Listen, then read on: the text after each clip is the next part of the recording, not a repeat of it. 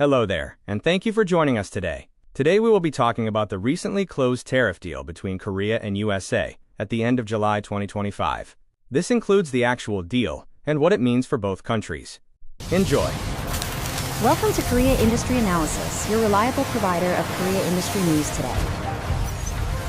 US-Korea Tariff Deal Update.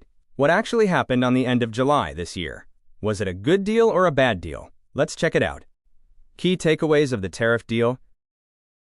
First, the new tariff regime replaces the old KORUS FTA, imposing a 15% tariff on most Korean goods.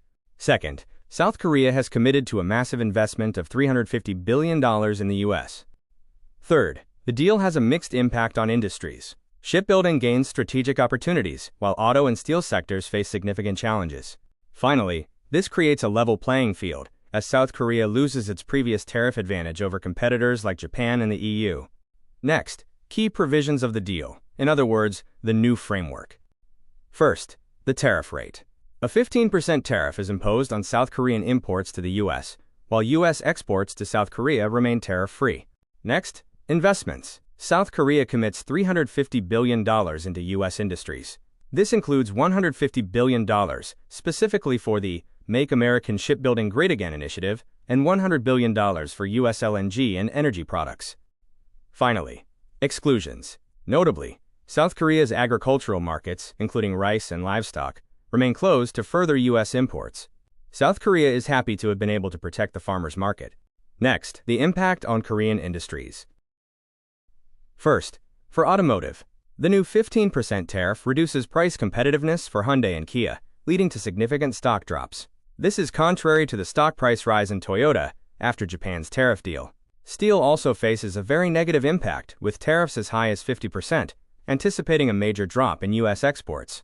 Converse to the steel industry, shipbuilding sees a positive impact due to the $150 billion investment fund, offering strategic opportunity and potential long-term growth in the U.S. market.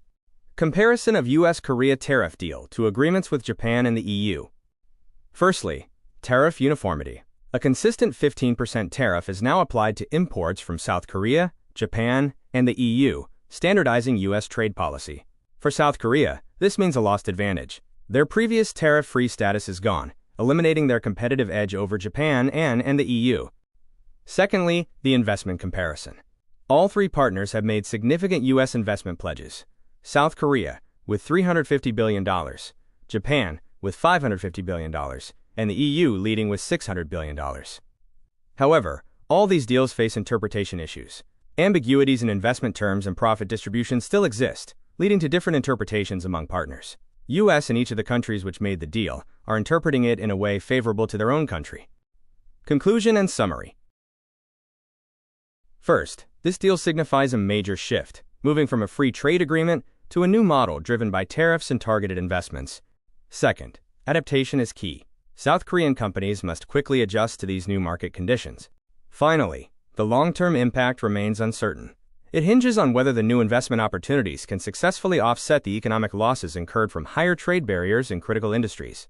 Once again, thank you for joining us today. Please keep in mind that this content is AI-generated, and the opinion in this piece is purely personal, does not represent any organization or personnel's thoughts or opinion.